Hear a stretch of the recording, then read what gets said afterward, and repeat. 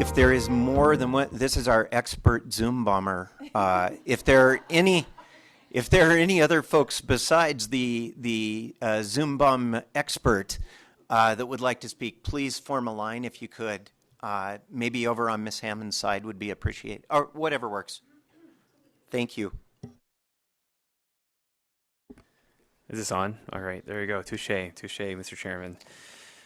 Mr. Chairman, members of this council, my name is Rivera. I am the newly elected state chairman of the Montana Young Republicans. Also want to give note that according to your bylaws, and correct me if I'm wrong on this, but according to your bylaws, the Pledge of Allegiance should have been taken care of in the very beginning of the meeting. Sir, I think this is the first meeting we've attended that hasn't been done.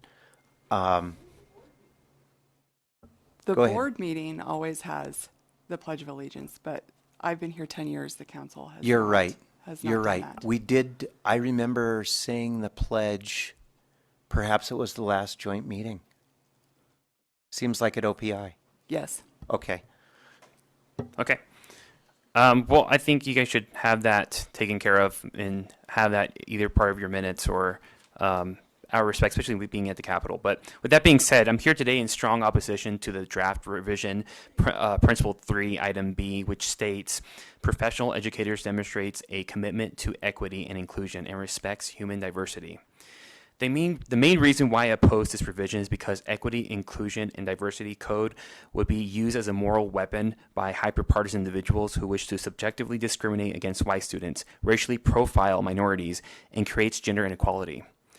A clinical psychologist, Dr. Jordan Peterson, states that equity is predicated on the idea that the only certain measured of equality is outcome, educational, social, or occupational.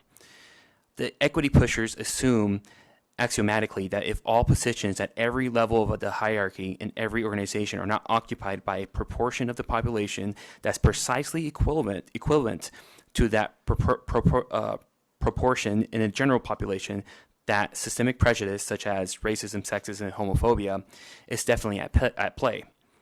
And that there are perpetrators who should be limited or punished that have or are currently producing that prejudice. Dr. Peterson emphasizes how equity in practice contradicts diversity. He gives an example on how extremists call to eradicate any differences in the socialization of boys and girls is by definition an elimination of diversity. As well, emphasizing on diversity will in turn create inequity and discrimination by focusing to favor people based on their race, sex, or religion over others. This is inexcusable, immoral, and corrupt. Though in the letter it seems to be something good, but in practice it's evil. This principle will lead to racial profiling of students. People of ethnicity, like myself, will be labeled as marginalized and oppressed just because of the color of our skin.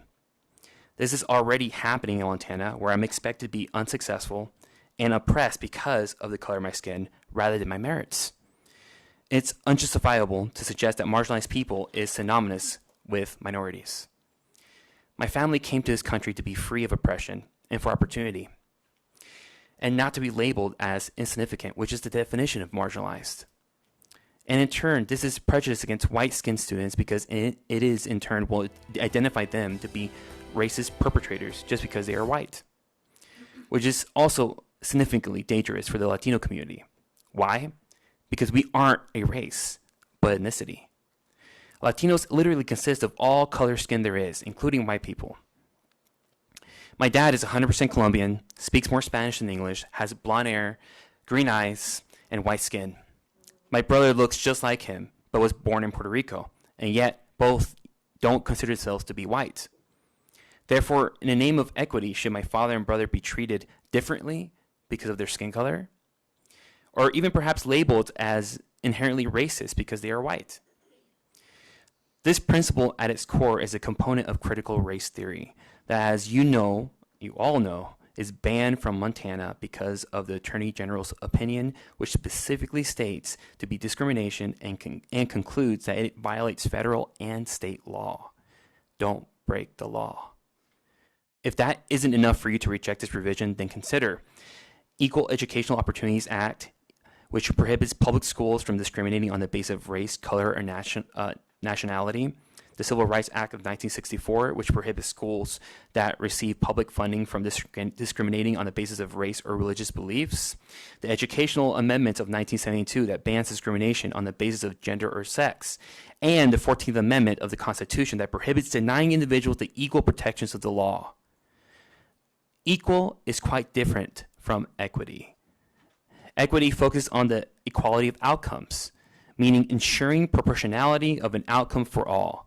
However, equality, when applied to the law, especially those I mentioned, ensures each citizen will be treated fairly regardless of their status. That we all have an equal opportunity in this country despite our race, color, religion, sex, or national origin.